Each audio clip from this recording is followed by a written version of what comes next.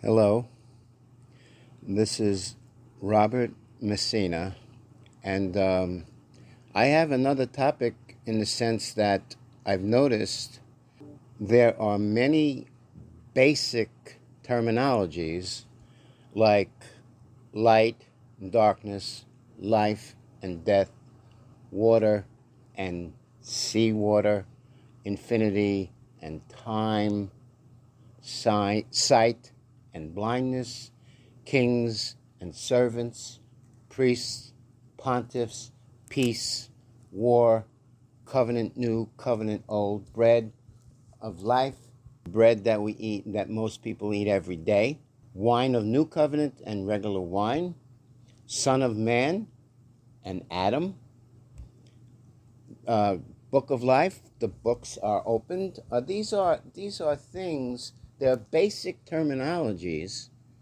that have a parallel in the world of the kingdom of God. Okay? There's this world and there's his world.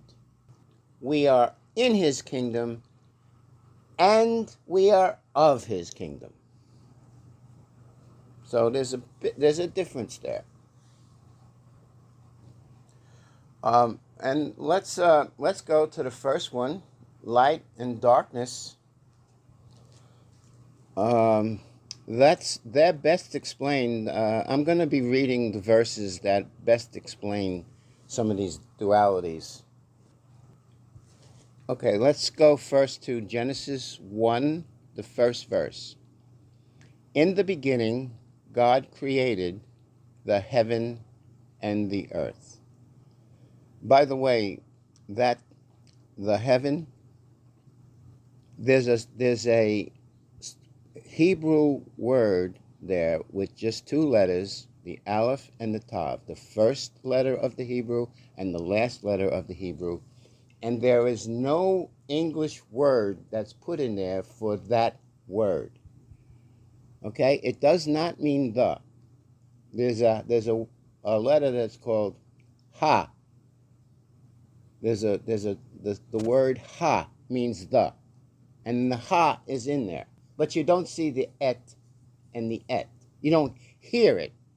You see it in the Hebrew, but you don't hear it in the English. Because there is no translation for that word. And it's often used right before a significant creation. Okay? So, just to let you know that. And verse 2, and the earth was without form and void, and darkness was upon the face of the deep. So you see right there, the earth without form and void. So it's completely empty. It has no form and it has no substance at all. Nothing. Basically, it's saying there is no earth. The only earth that's there is what God has in mind to do. That's the only earth that's there. There is no earth right now. This is in the beginning. This is the very, very first day of the beginning. Okay? And darkness was on the face of the deep. Now, that face of the deep turns out to be what scientists today in this generation have found out and have coined the word 0-point energy. I like the word 0-point energy because when they found it, when they knew that it was there, the way they did it was they had, in a laboratory, they were able to collect out of a container every single molecule that was in that container, every piece of air, everything. There was nothing in it.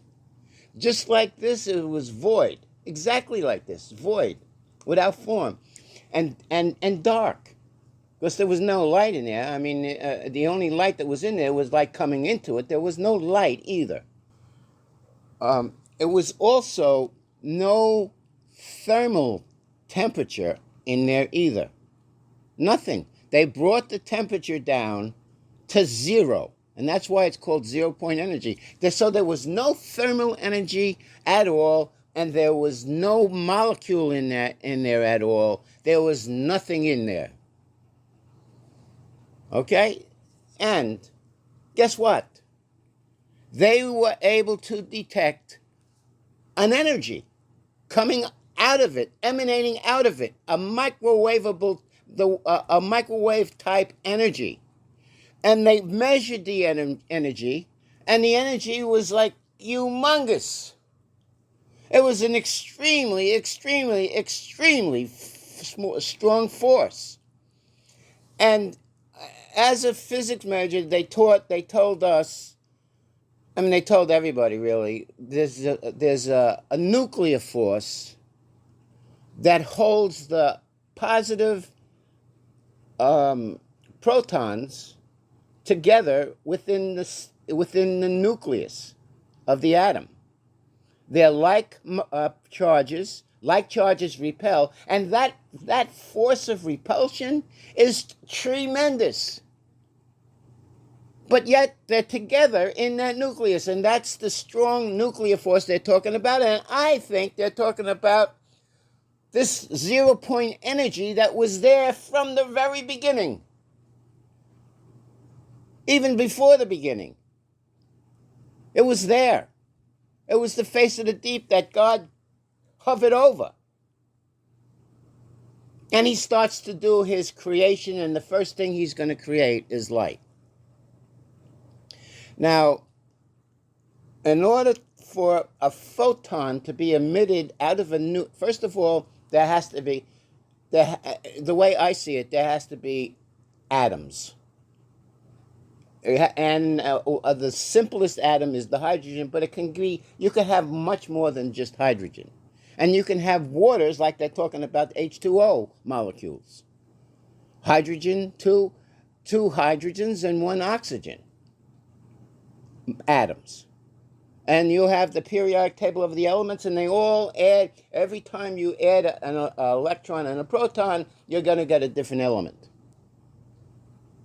And that's another topic, but it is a topic here, it's in the topic of creating light, which is what I think happened. I think he created the molecules, the atoms, and everything you see there. And I think waters, H2O, was in the midst of the waters that he's creating, as it says. But also, he's creating these positive and negative ions that we call it plasma, is made of these positive and negative ions. And your plasma TV is exactly what we're talking about. And the between the stars, there's a lot of plasma. All right? And then that's when I just mentioned stars, it reminds me that the light that's creating here on the first day is the same light that's created on the fourth day. It's just the difference is on the fourth day, he centralizes the lights. He has focal points of the lights. And he makes the sun, all right, he gathers together the light of all the elements of the sun to make a great light. And that great light, by the way, is the greatest light in the universe. They can tell you that it's just a moderate star. Don't believe it. I don't.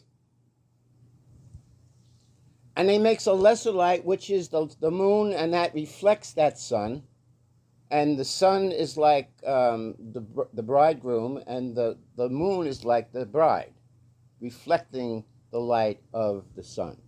We should reflect the image of Jesus as Christians that are part of the saved bride that he's coming for. Okay? And then we have the star. By the way, he makes the stars also. There's billions and billions of stars, and I don't know about the number either, because those guys, I don't believe them I don't believe them anymore. I know one thing, they're not as far away as they say. They say they're billions of light years. I don't believe that. That's a lie. They're not that far away. But they are pretty far away. The sun is 93 million, and the light from the sun takes about 8 minutes, and I think the light from the nearest star takes about, I don't know, 12, something like that. I remember figuring it out, but I don't remember the numbers. But they're not as far away as they say they are. But that's another topic again. But sometimes these topics got to be explained. So just remember that there is a difference of the light it's the same physical light though.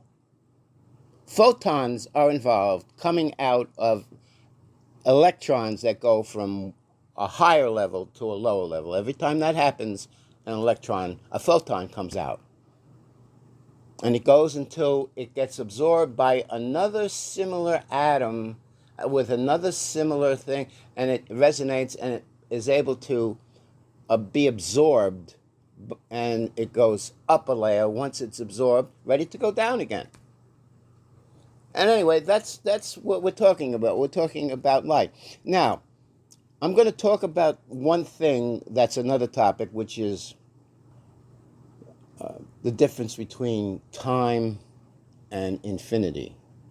All right?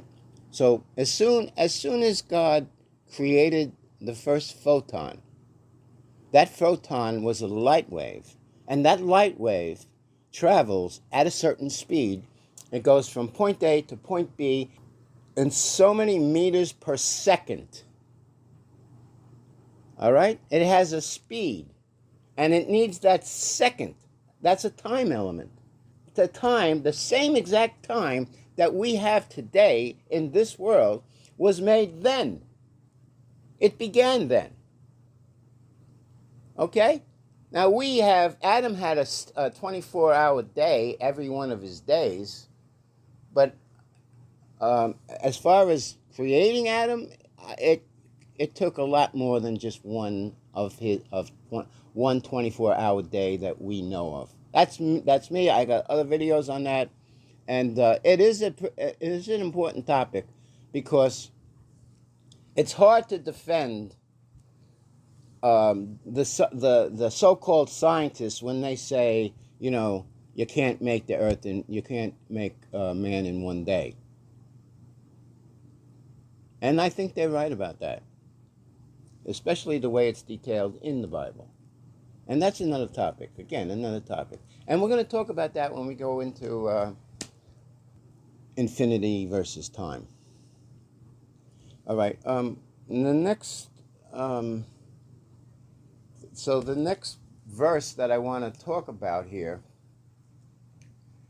as far as light goes, the second duality of light itself, in other words, the parallel to light. All right, so let's go to John 1, 3 through 5. He says, all things were made by him, and without him was not anything made that was made. In him was life, and the life was the light of men. And the light shines in the darkness, and the darkness comprehends it not. Okay, so here, right here, all things were made by him. Without him was anything made. Okay, let's go over to John 1, first verse. In the beginning was the Word, and the Word was with God, and the Word was God. Okay, so there's a difference between a word and God, but they are the same. The Word, later on it says the Word became flesh and dwelt among us. So that's Jesus. The Word is Jesus. And He was with God and he was God. In verse 2, the same word that we're talking about was in the beginning with God. And 3, all things were made by him, and without him was not anything made that was made. There it is. I mean, he's God, and he makes all things, and he's almighty, and he's our creator, and he's the creator of heaven and earth, and he's in the beginning. And he's part of the Trinity. The Father, the Son, the Word, and the Ruach HaKodesh, the Holy Spirit, that walks with us and is within us and guides us and teaches us and helps us, strengthens us. So he's not mentioned that much, but he is got a name, and it's called the Comforter. Okay, verse 4. In him was life, and the life was the light of men. Now, that's the reason why I'm talking about this first. That light of men is the second nature of light. It's different than the light that was made in the first day. The light that we're talking about here already existed, because in him was life, and that life is the light of men. So the light of men is already existing, in the sense that his life already existed. That the other nature of life and light existed then, in the beginning. The first nature. The second nature is made. It's part of the creation. The creation of light is the first day of creation. And verse 5, and the light shines in darkness, and the darkness comprehends it not. We'll go down to verse 7. Now talking about John the Baptist. He came for a witness to bear witness of the light, that all men through him might believe. He was not that light, but he was sent to bear the witness of that light. That was the true light, which lights every man that comes into the world. So, right there, that verse, he lights every man that comes into the world. The non-believer that doesn't believe it. I mean, it's not like he never saw the light. It lights every man that comes into the world. And then judgment is going to come, and John 3:19 and 20. And this is the condemnation. Light has come into the world, and men love darkness rather than light, because their deeds were evil. For everyone that doeth evil hates the light, neither comes to the light, lest his deeds be reproved. So that's the difference between, he divides the light from the darkness. He divides them. And he also divides the spiritual light from spiritual darkness. And men who love that spiritual darkness don't come to the light because they hate the light, and their deeds are evil, and they prefer to be in their evil deeds. They're blinded in the sense that they don't realize how much better how much better off they would be if they came into the light. So that's just how it is. All right, so now we're going to go to the next topic, which is very similar to this: life and death. There's a dual nature of life, in the sense that all men right now have life, in that first sense of the word. But there's a second sense of the word, that they don't have life, and they are dead. And there's a difference between life and death of the common man and life and death of the saved born again, believing man. There's a difference between the life that they have and the deaths that they have. In the believing man, there is one death that's already happened, and that was to his old man. And he has to mortify that old man as he walks in this world.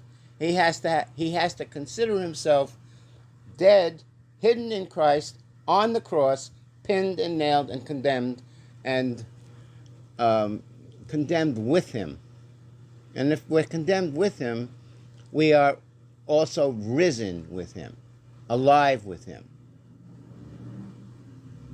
And that's that new life that we get, which is his light that has come into the world. All right, so let's just give you some verses that amplify that thought a little bit about being alive and being dead. Matthew 8:21 and 22. And another of his disciples said unto him, Lord, suffer me first to go and bury my father. But Jesus says unto him, follow me, and let the dead bury their dead.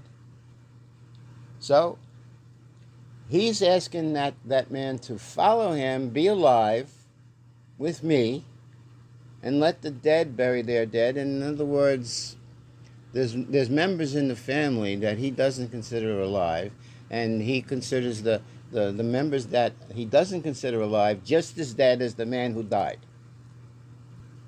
Now, this is a distinction. There is a distinction between New Testament and the Old Testament, and this is one of the distinctions because we see the same kind of request coming in 1 Kings 19 and 20. And so there was a certain man that left the oxen and ran after Elijah and said, let me, I pray thee, kiss my father and my mother, and then I will follow thee. And Elijah says to him, go back again, for what have I done to thee? In other words, he doesn't consider following him to be the same thing as Jesus. If you follow Jesus, you will be living. But following Elijah doesn't mean you're going to be living. So you might as well, there's no difference. Going back and kissing your mother and father goodbye, and even though they're not dead yet or anything like that, it's not the exact analogy, but it's a similar analogy.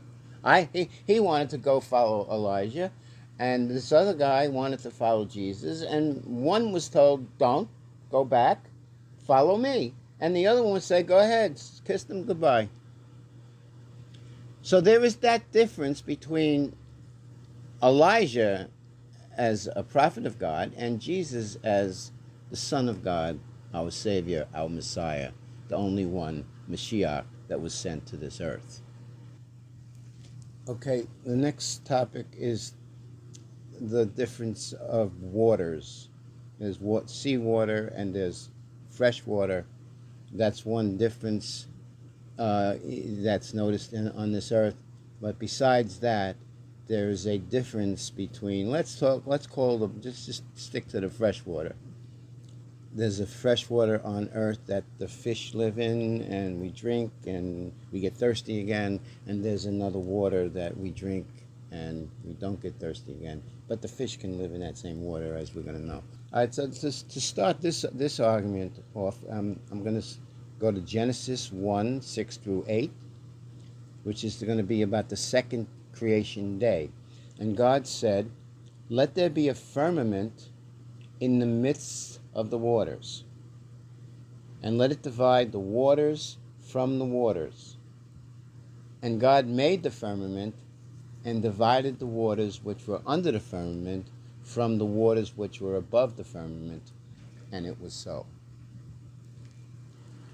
And God called the firmament heaven, and the evening and the morning were the second day. So the second day he creates a firmament dividing waters that are below the firmament and waters that are above the firmament. So I always notice that as the waters above the firmament are the clouds. Because if you go up into the clouds, guess what? Your hand's gonna get all wet. You put your hand into the cloud. The clouds are full of water. All right, they're full of water, but they don't always rain. Dew is waters that are on the earth, and also the water in the lakes and the rivers, and also the seawater. But there is a distinction between fresh water and salt water, and there's a verse that talks about that as well. So that's the reason I'm mentioning it. So you notice that he calls that firmament that's between, the firmament is now between the earth and the clouds. All right? And that firmament is called heaven. You know, they talk about the third heaven, all right? Paul went to the third heaven.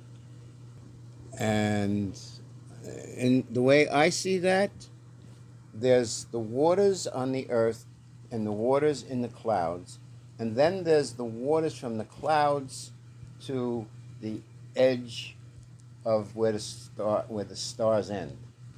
They do have an end. They're not completely they're not infinitely out there. They have an end. Okay? There is an end of the creation where the stars stop. No more stars. There's only so many of them, and it's contained.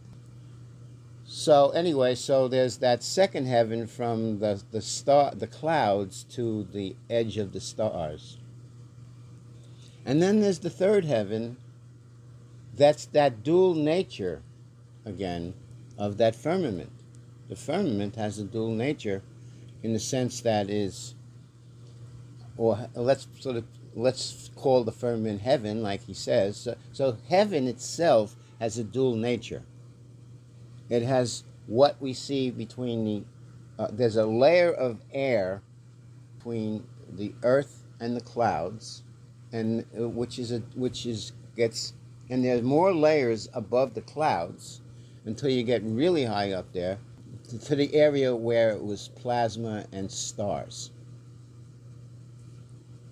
All right?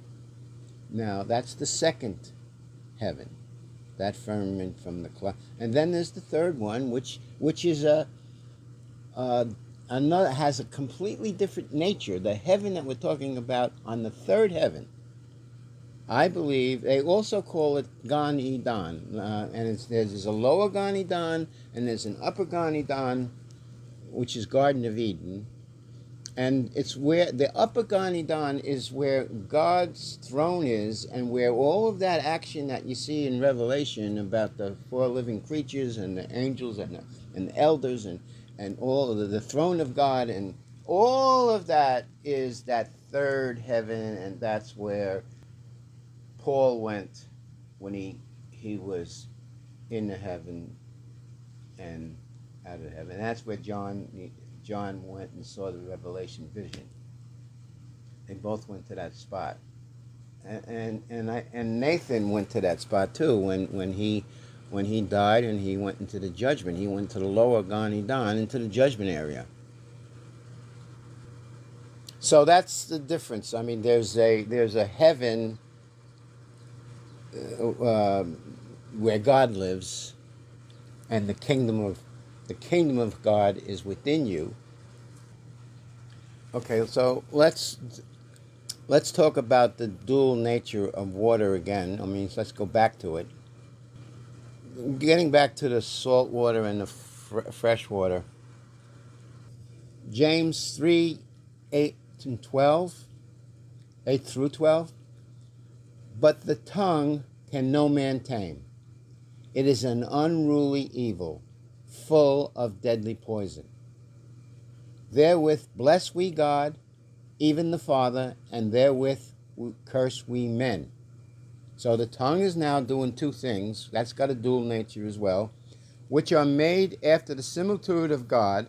Out of the same mouth proceeds blessing and cursing. My brethren, these things ought not so to be. Does a fountain send forth at the same place sweet water and bitter? Can the fig tree, my brethren, bear olive berries? Either a vine, can a vine bear figs? So can no fountain both yield salt water and fresh. All right? So there's a difference between salt water, and there's different fish that swim in the salt water. And there's different fish that swim in lakes and streams and regular fresh water.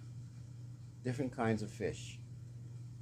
And that's one of the differences. The other one, we drink fresh water. We don't drink seawater. And there's a difference between the salt and which is deadly to drink. Water everywhere, but not a drop to drink, and that's what the sea is called. Anyway, so let's keep going here. We're going to still be on the water thing. Let's go to a different part. John 7:38. He that believes on me, as Scripture has said, out of his belly shall flow rivers of living water. So you see right there, I mean, you can be somebody, you could be a comedian, but if you're a comedian telling jokes, that's going to be a river of water, you could say, river of comedy water, but it's not a river of living water. I mean, you're going into their ears, going into their minds, you're making them giggle and laugh, and you're pleasing the self of them, and you're getting paid as a comedian, and that's why you're doing it. That is not the same thing as a preacher talking about the living water. Zechariah 14 talks about living waters. 14:8, and it shall be in that day that living waters shall go out from Jerusalem, half of them towards the former sea, and half of them towards the hinder sea. In summer and winter shall it be. As Ezekiel talks about, there's going to be time of the millennium. Okay, now he's going to describe living waters as well. It's going to be waters that are coming out of the throne of God. Ezekiel 47:8 and 9. These waters issue out towards the east country and go down into the desert and go into the sea. Okay, so the east country is, and they're going to the sea, and that sea is called the Dead Sea. Now these living waters are coming out of the throne and going as a river over to that, and it's filling up the Dead Sea, the salty sea, the sea that you can't drink, and no living thing is in there. And guess what's happening? Everything that lives, which moves, whithersoever the river shall live. And there shall be a very great multitude of fish, because these waters shall come thither, for they shall be healed, and everything that lives whither the river comes. Okay, so this is the living water. It's going to be, like I said, the Dead Sea is going to be a living sea. And it also goes out towards the rear. The river comes out of the throne, goes out to the Hinder Sea, which is the Great Sea, which is the Mediterranean Sea, which is salty. So it probably does the same kind of trick. That's a time of living waters. Okay, now let's go to the next topic, and that's infinity and time. Okay, in infinity and time, I basically mentioned already, God, in the beginning, when God was, before God did anything, before the beginning, okay? There is a before the beginning, because God is in infinity, and time has to have a beginning, and it has to have an end, and it does. The beginning of time is the first day, and the end of time is the sound of the last trump. That's the end of time. Time is no longer. There's a verse that says that, at the sound of the last trumpet. So the seventh trumpet into Revelation is when the kingdoms of this world have become the kingdoms of God, and that shall be forever and forever. Time is no longer. There are still things happening after the last trumpet. There's the seven vials of judgment, and there's another run on. There's two runs on Armageddon, but those runs on Armageddon are done without time. We're out of time, and we have the 1,000-year millennium, and it's as one day. And according to there's all kinds of. I mean, I explained this in the other videos. I don't want to get into it too much, but there's a difference between infinity. In infinity, there is you can't have time, because infinity doesn't have a beginning and it doesn't have an end. Time, the Alpha and Omega, notice the Alpha and Omega, the beginning and the end, came during our time. The same time Adam lives in is the same time he lived in, and he came in our time. And he had a beginning as far as a beginning as a man, and he had an end as far as the beginning of as far as that when his life was snuffed out. But that end, it wasn't an end. It still had a resurrection. He still has a resurrection, and he's still living in time of us for our sake, and he's still in, and he's in heaven, and the time that because he's communicating with us, he's still in time, because he's communicating with men that are in time. Okay? But as far as he's going, he's everlasting. There is no end to him now. But he has an end, because he's involved with us, and we have a beginning and an end. We have a time to get up in the morning. We have a time to go to bed. We have time throughout our lives. Whether we're saved or unsaved, we're in time. Okay? But there's going to be a day when we are resurrected, where we are no longer going to be confined by time anymore. We are going to be everlasting. We're going to be new creatures. We're going to have a new body. We're going to be forever and forever. So we enter the infinity part. However, we're going to be just like Jesus when right now, the way he is right now, where he's in time, because we are involved. And we're still going to be involved with other men that are in time, and they haven't got the everlasting life. Because there are going to be men that are not saved that walk amongst us. At least they're on the same planet. We are going to be, one thing we have that they haven't got, and that's the light of the Lord. The light of the Lord is with us, and it shines, and we don't have a sun, we don't have a moon, we don't have stars. All of that has passed away as far as we are concerned. Heaven and earth didn't pass away yet.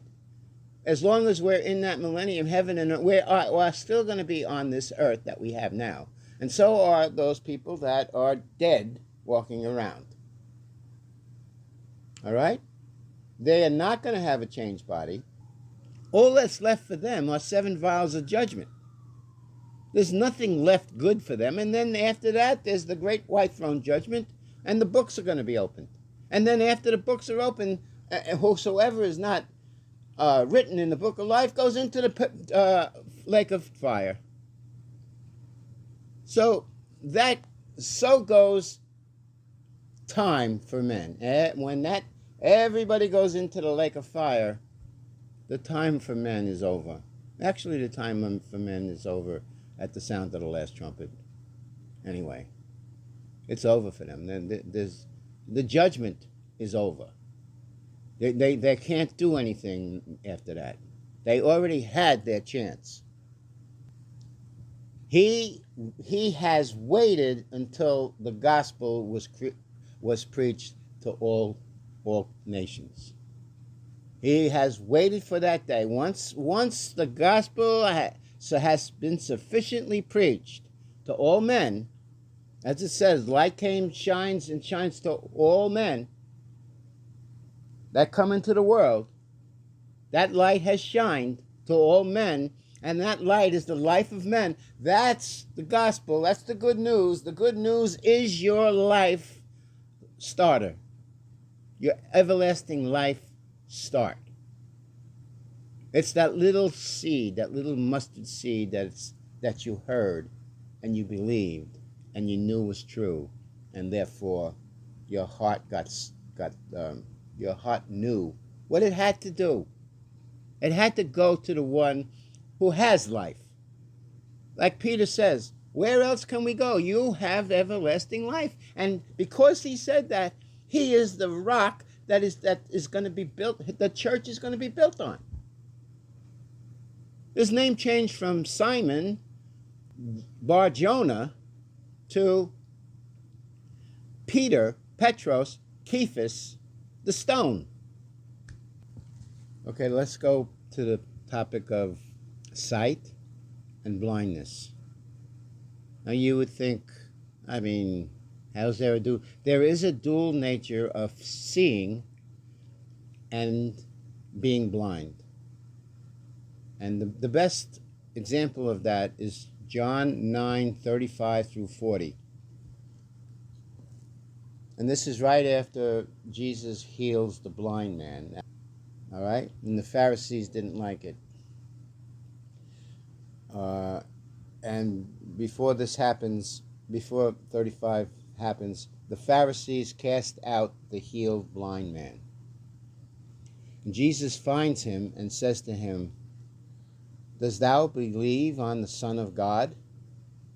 And he answered and said, "Who is he, Lord, that I might believe on him?" And Jesus said unto him, "Thou hast both seen him, and he is he that talks with thee." So he doesn't say he doesn't say I'm Jesus. He doesn't say I'm the Messiah. He says you have seen him, reminding him that he now sees, and he's looking at somebody now, and somebody is talking to him, and that there's a person, and it's totally different than what he was, and that's coming into his mind as who he is now. Because sometimes we get a miracle like sight, and we forget all about it because we're so nice, we're so used to it. And he once he realized that, he says, "And Lord, I believe," and he worshipped him. See, he worshipped him. The other time that they worshiped Jesus is when he went up into heaven and he departed. That's when they worshipped him. And Jesus said, "For judgment I am come into this world." For judgment I am come into this world. Remember, this is the condemnation, for the light, for men love darkness. And he said, "Lord, I believe." And Jesus said, "For judgment I am come into this world, that they which see not might see." Now that's the blind man. Okay? And he's seeing in both dual natures of that verse, of seeing. That man now has both of them. He sees in his physical, and he sees in the Spirit. He knows who God is. He worships him. He knows who he is. He could see both the one who healed him, and he could see the one who healed him. He could hear the one who healed him, and he could see the one who healed him. He could see who he is. Different than any other man. And then the judgment is, and that they which see might be made blind. Okay? So the Pharisees heard this, they didn't like it, and says to him, "Are we blind also?" And Jesus said to them, "If you were blind, you should have no sin. But now you say, we see, therefore your sin remains." They're saying that they can see, and they are not seeing the one who the blind man saw. The blind man worshipped him. The blind man knew who he was. But these guys don't worship him. They are his enemies. They hate him. The darkness hates the light because their deeds are evil. These guys have the evil deeds, and they are going to stay blind. And their sins remain. And the first thing they wanted to know about this blind man was whose sin was it? Was it his parents, or was it his? They knew it was connected. Blindness is connected with sin. Somehow they did. And they were right. Blindness is connected with sin. And they are sinful, even though it looks like they can see. Okay, let's go over to, this is the ending of time right here, the verse I was talking about. Revelation 10, 5 through 7. And the angel which I saw stand upon the sea and upon the earth lifted up his hand to heaven, and sware by him that lives for ever and ever, who created heaven and the things that there are in, and the earth and the things that therein are, and the sea and the things which are therein, that there should be time no longer. But in the days of the voice of the seventh angel, when he shall begin to sound, the mystery of God should be finished, as he declared to his servants, the prophets. Okay, there's also this idea of kings and servants. The kingdom of heaven has kings and servants. And they are, in the kingdom of heaven, they're basically one and the same thing. And the chiefest amongst us in the kingdom of heaven, in the church as we call it, in the leaders of the church and stuff, the greatest of those that are amongst us are the servants. And that's the dual nature of kings and servants. And there's a dual nature in kings in itself, because when Gentiles in the world and people of the world history, when they think of kings, they think of a man that rules a kingdom, and he's the greatest of men in that kingdom. And that's this world. In his world, we are kings and priests, but we don't look like kings and priests, do we? Do we look like royal kings and royal priests? No, but we are. I mean, he wouldn't have said that we are if we weren't. Okay, let's look at Mark 10, 40 through 45. But to sit on my right hand and on my left hand is not mine to give, but it shall be given to for whom it is prepared.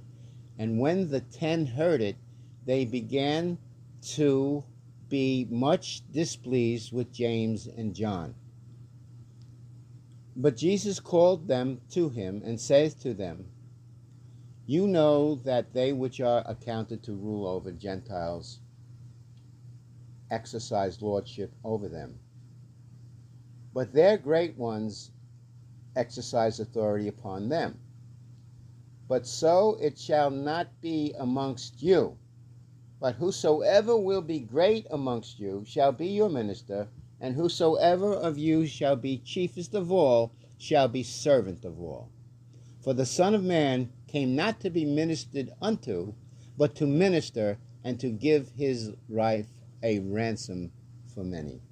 So if we're to be like him, we're to be like him in that way as well, in that ability to wash a foot and also be a king, a ruler. Okay, and then that goes, the same thing goes for the priesthood. 1 Peter 2, 9 and 10, but you are a chosen generation, a royal priesthood, a holy nation, a peculiar people, that you should show forth the praises of him who hath called you out of darkness into his marvelous light, which in time past were not a people, but are now the people of God, which had not obtained mercy, but now have obtained mercy. Okay, so we are that royal priesthood of the order of Melchizedek, not the order of Aaron. Not the order of Aaron. Not the Old Testament law. The New Testament law. And Melchizedek was a priest of, I believe he was one of the Trinities, and I believe he was the Ruach HaKodesh, the Holy Spirit. And he gave his title of being the high priest. He gave that title to Jesus, and he became of the order of a priest of the order of Melchizedek. See how it was sort of like passed to him? But it could only be the Holy Spirit. It wasn't God the Father, I don't think. What it could have been. It could have been, things happen in heaven. They don't tell you the whole thing. That goes in line with if there's a royal priesthood. Because the priesthood does have to do with shepherding. And shepherding has to do with guiding flock. And that's why 2 Peter 2 comes into play. But there were false prophets also among people, even as there shall be false teachers among you, who privily shall bring in damnable heresies, even denying the Lord that bought them, and bring upon themselves swift destruction. There's really nothing to add. There's going to be false prophets, there's going to be false teachers, and there's going to be false doctrine. But please don't be a part of those that add false doctrine. Make sure you know what you're talking about before you say it. And I'm in this business, so I have to do that too. Zechariah 11:17, Woe to the idle shepherd that leaves the flock. The sword shall be upon his arm and upon his right eye. His arm shall be clean, dried up, and his right eye shall be utterly darkened. Okay, so this is an obscure verse, but I think it's talking about the spokesman to the second beast that rises in Revelation 13. He rises out of the earth. I believe the spokesman is the Pope of Rome, the Pope of the Catholic Church. But the Catholic Church is the entity of the false doctrine, false teacher, false prophet. That entity is not contained only in the Catholic Church. It's any denomination out there that doesn't teach the truth, doesn't rightly divide the word of truth. If they don't rightly divide the word of truth, if they don't worship in spirit and in truth, then they're part of, if they don't have the truth, or if they have a mix, they have some truth and some not truth, that's no good either. They got to have the full truth. And everybody's going to have a slight amount of false teaching. I mean, everybody does. I mean, it's very hard to get around all of that. But as long as when it's pointed out to you and you see the truth, you can't keep teaching it, is the best way that I can explain that one. So that verse, you see, it says the idle shepherd. It's not a shepherd that is sitting around doing nothing, being idle. It's not that kind of an idol. It's a shepherd that's sitting around doing nothing, being idle, about idols, about having men teaching, basically leading men to worship a stone, a thing that's not God, an empty nothing, that and giving the word God, attributing the word God to it. That is why the false prophet in the Revelation 13, he's going to cause all men to worship the image. The image is an idol, the image of the beast that was before him. And he's going to put that idol in the holy place. And men, he's going to force men either to worship him or you're going to get killed. So that's where this guy comes into play. And guess what happened? That whole thing about his judgment is going to happen. Don't worry, that guy's going to get judged. And they are going to go into the lake of fire before the millennium begins. And therefore, we are not going to be, there's not going to be any false doctrine, and there's not going to be any temptation, there's not going to be any evil ruler, and Satan himself is going to be chained for 1,000 years until the 1,000 years are finished. He's not going to be in the picture either. So that's why we are going to be in a very, very, very blissful, truthful, peaceful place forever and forever. Don't forget, you're worthy to go there. You're going to have everlasting life. You got no more worries. No more worries at all. They're all gone. All your tears are going to be wiped away. And I got videos on this, on the millennium, and I explain it more in depth there. Okay, the next dual nature of things is war and peace. Okay?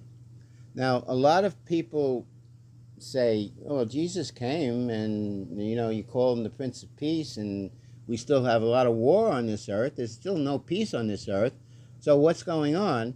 They just have no patience, those people, because he is the Prince of Peace, and the time of peace hasn't come yet. The time of everlasting peace hasn't come yet. That's all. The end is not yet. That time of peace, his time, is going to be when there is no time. He's the Alpha and the Omega, the last letter. He's the Aleph and the Tav, the last letter. He's the A and the Z, the last letter.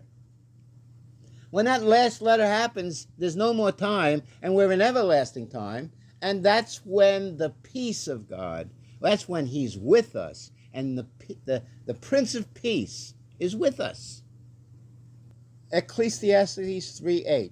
There's a time of war and a time of peace.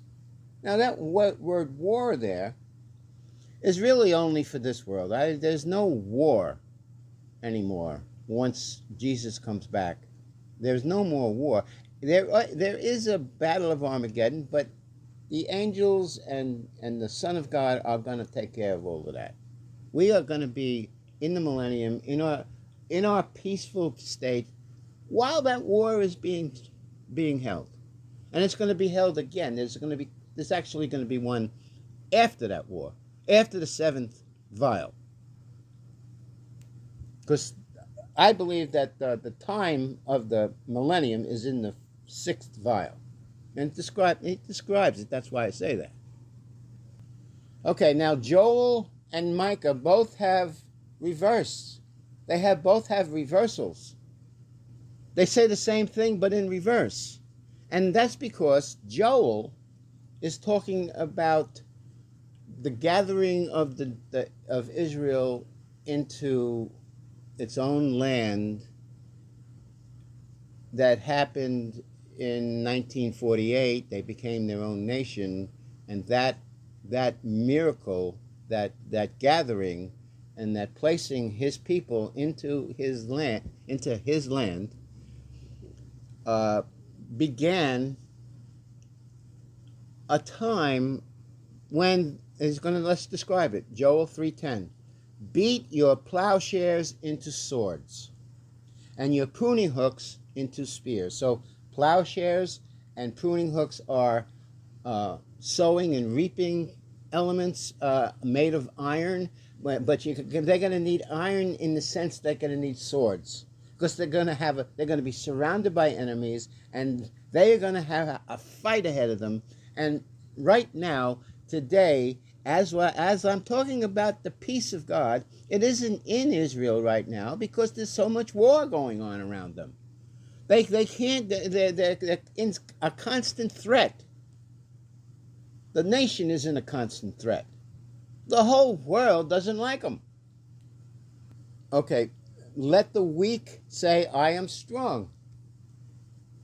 So they need to encourage themselves to be strong. There's the second time when Jesus comes back, and we're in the millennium, and this is what Micah 4:3 is saying.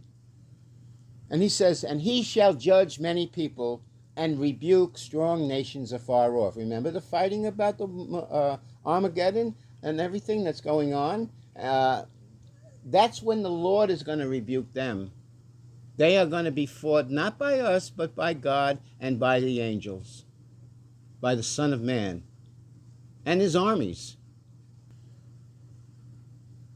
And they shall beat their swords. Now they were working with swords, and they used to be plowshares. And now they're going to take those swords and put them back into plowshares, and their spears into pruning hooks. There's going to be a time of sowing and reaping again, 1,000 years of it, and it's going to be a very pleasant sowing and reaping. It's not going to be that hard to sow and reap anymore, because the fruit of the ground is going to be so much better. We're going to have trees of life all around, where the leaves are for the healing of the nations. Yeah. Oh, go get a leaf.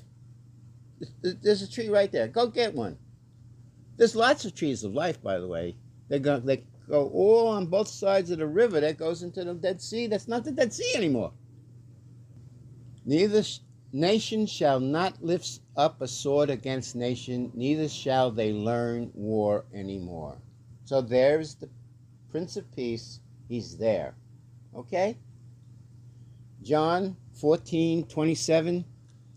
Peace I leave with you, my peace I give unto you. Not as the world gives, give I unto you. Let not your heart be troubled, neither let it be afraid. Okay? And then this is the time, Matthew brings us the time when Jesus is looking over Jerusalem. Jerusalem means the city of peace. Is the city of peace, has it been the city of peace? So how come they call it city of peace? I mean, the most peaceful time was in David and Solomon's time. Jerusalem enjoyed a lot of years of peace, 70 years of peace. That ended. And, the temple has been destroyed after that, and then the temple was destroyed again after that, and Jews were brought into captivity then, and just like the captivity of the 10 nations before that, and they were scattered out of Israel. They went into Spain and places like that, and The gathering, they've been after that 2,000 years ago scattering, they've been gathered again, and the miracle of gathering them and bringing them back into the land of Israel was a greater miracle than bringing them out of the land of Egypt into their land. It was a greater miracle. And they could talk more about that miracle than me because I wasn't there. Okay, so, O Jerusalem, he's standing looking over it. He's looking at the city. And he says, O Jerusalem, Jerusalem, thou that kills the prophets and stones them which are sent unto thee. How often I would have gathered my children, thy children together, even as a hen gathereth her chicks under her wings, and ye would not. Behold, your house is left unto you desolate. For I say unto you, ye shall not see me henceforth till you say, Blessed is he that comes in the name of the Lord.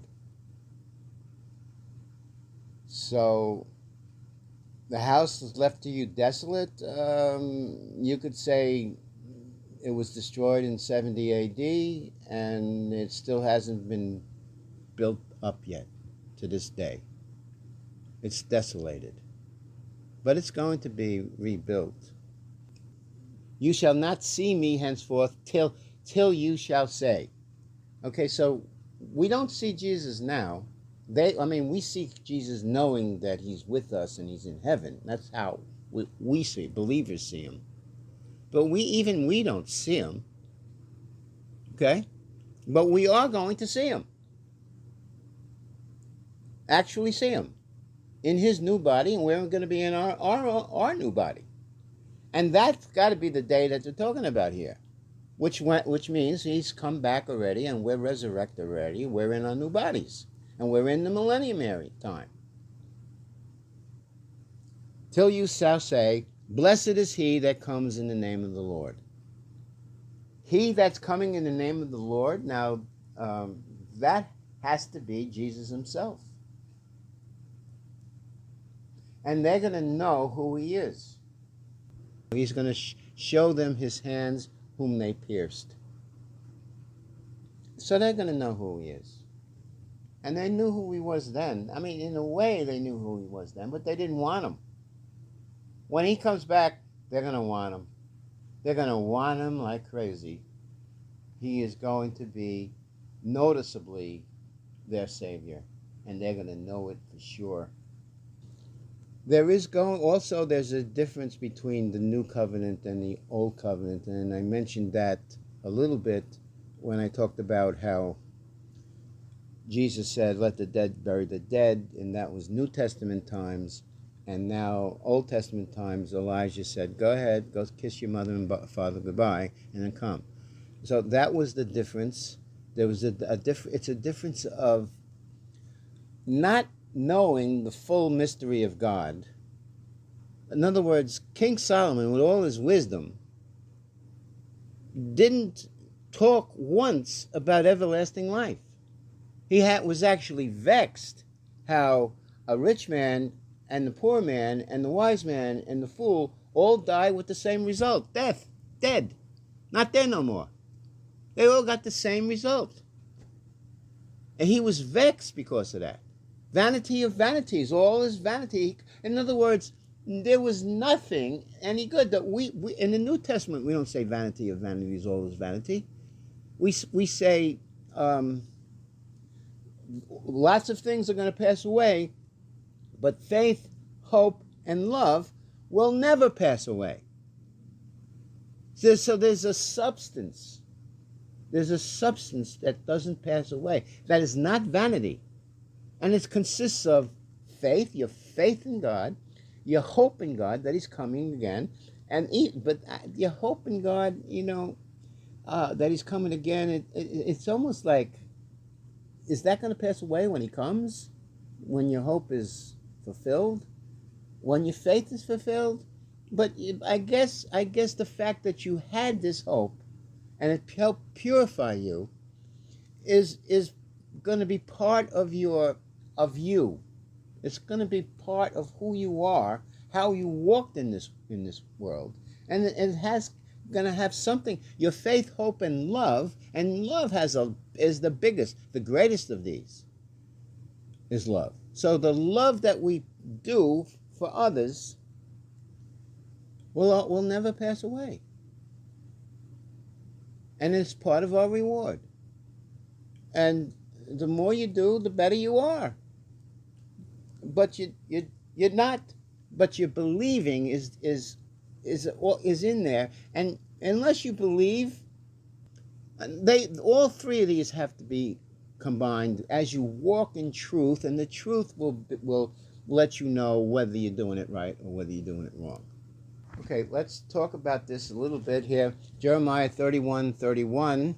Behold, the days come, saith the Lord, that I will make a new covenant with the house of Israel and the house of Judah. So the first covenant, the old covenant, has already been made, Jeremiah's time, and there's going to be a day when there's going to be a new covenant with the house of Israel and with the house of Judah. So it's going to be a time when Israel and Judah are connected and they're the same stick. Hebrews 8:10-13. For this is the covenant that I will make with the house of Israel after those days, saith the Lord. Now this is describing it a little bit more in detail. I will put my laws into their mind and write them in their hearts. I will be to them a God, and they shall be to me a people. And this is actually quoting Jeremiah. This is Paul quoting Jeremiah, by the way. And they shall not teach every man his neighbor and every man his brother, saying, Know the Lord. For all shall know me, from the least to the greatest, for I will be merciful to their unrighteousness, and their sins and their iniquities I will remember no more. In that he says, now this is Paul again, in that he says, new covenant, he had made the first old.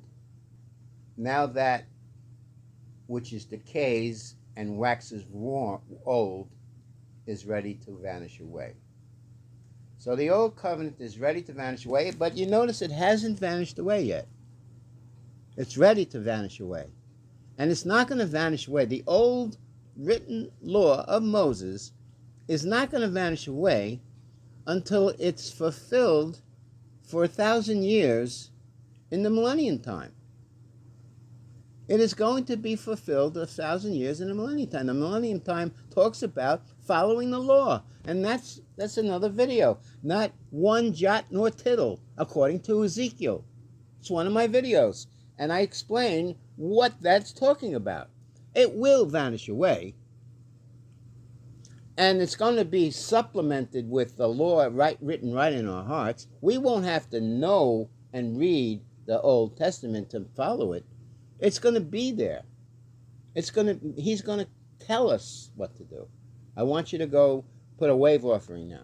Go to the temple right now and put a wave offering. And this way, the way he told the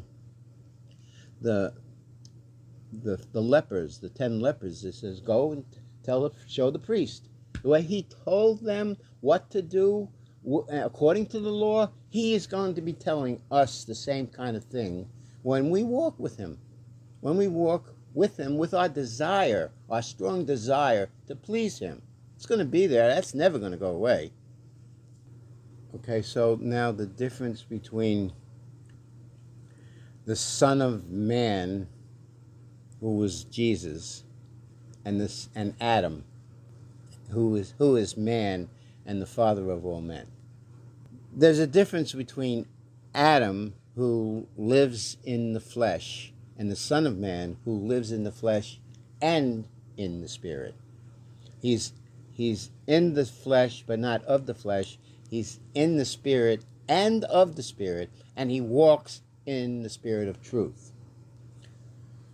Okay, now talking about the Messiah, who causes the Gentile, who is born of man, you could say, and Israel, who is born of man, who is the father of righteousness. And I'm going to put that duality, talking about children of Abraham that walk in the Spirit and are believers like Abraham, and Abraham is their father. They could be Jew or Gentile, and that's basically what this verse is going to say now. For he is our peace, he being Jesus, okay?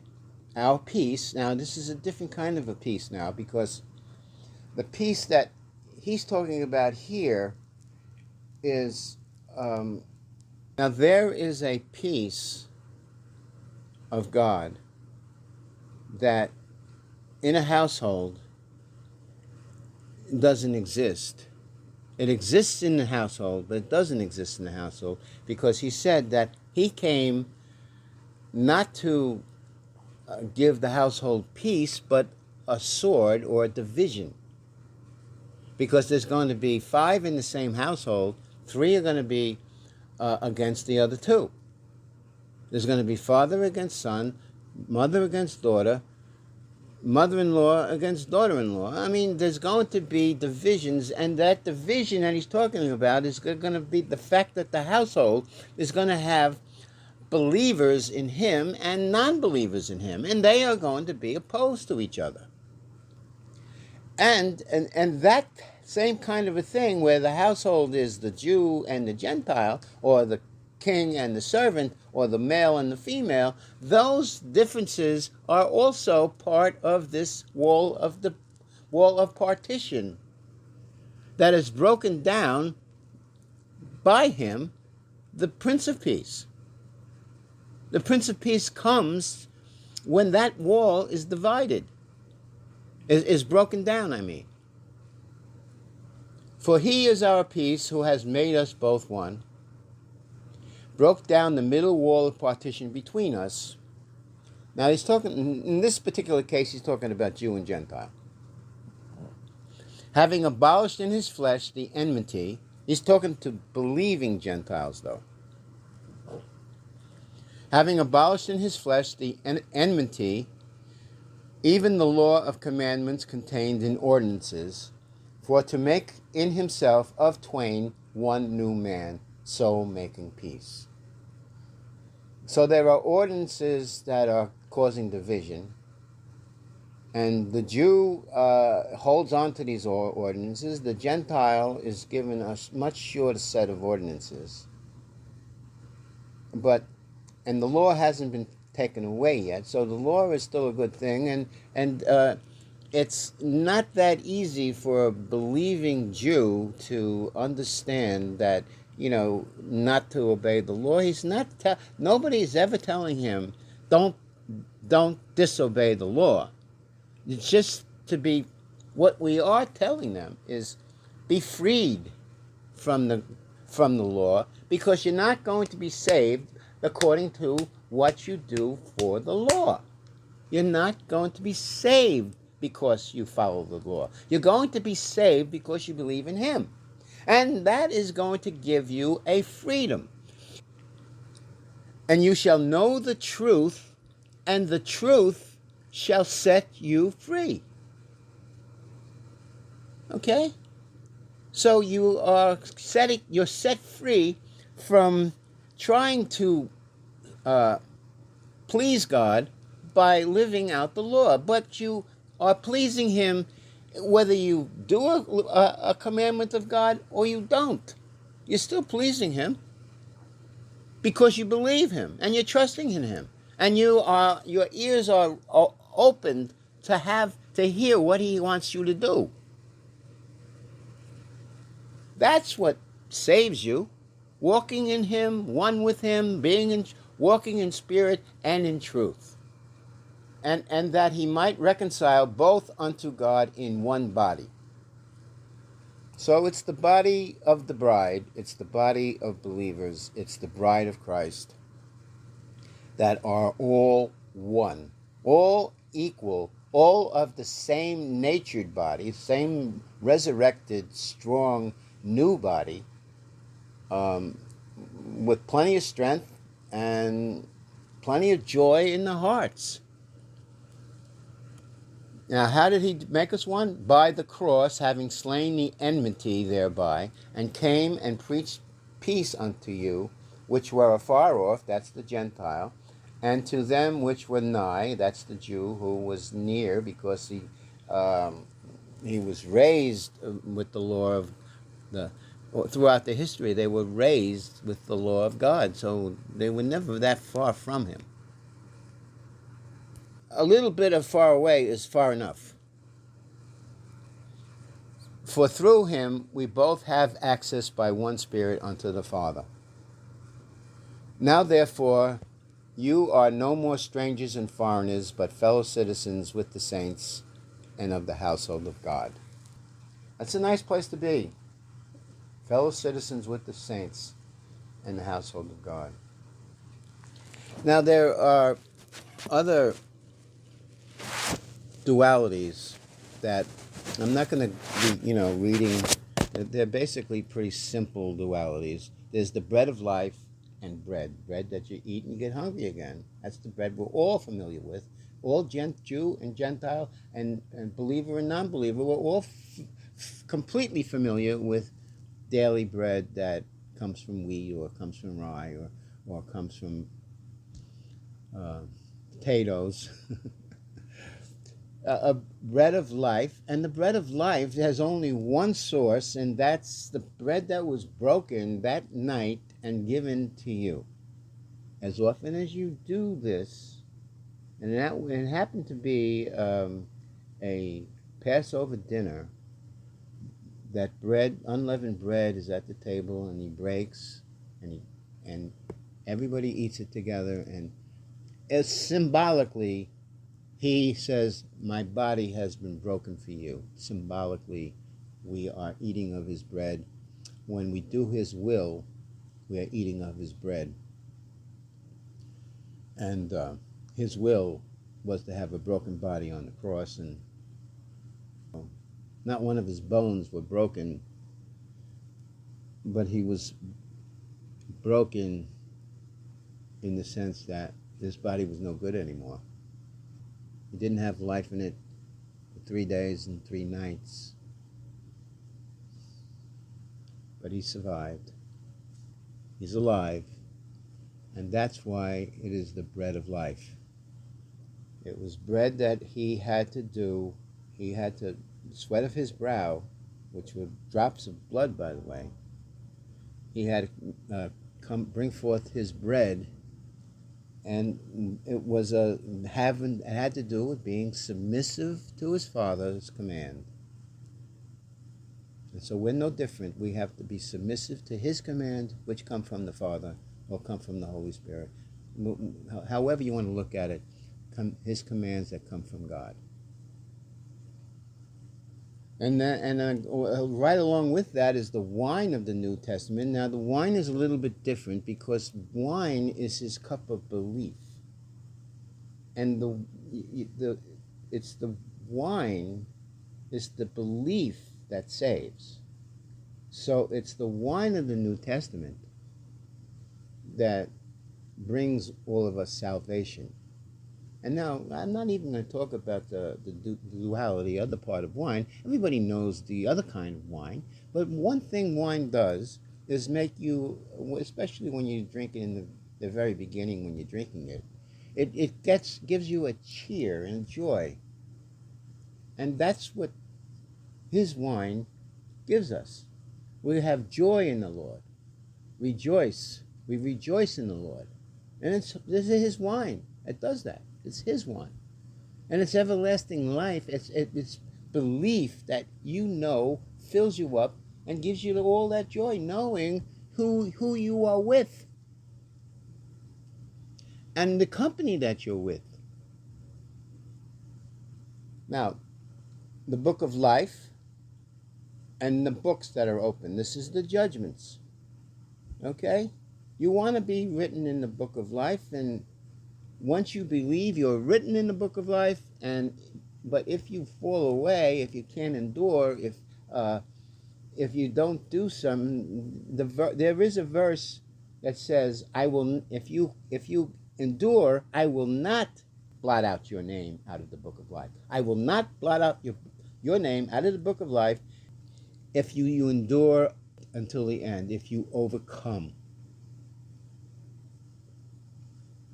And then there's the other books. The books are open. If, you could be somebody that crosses every T and dots every I, but you make one little mistake, and you don't have your faith in Jesus. You think you can handle it yourself? You think you can handle your salvation yourself? You're going to be your book is going to be open, and it's going to point right to that spot where you missed. You can't go in. Sorry.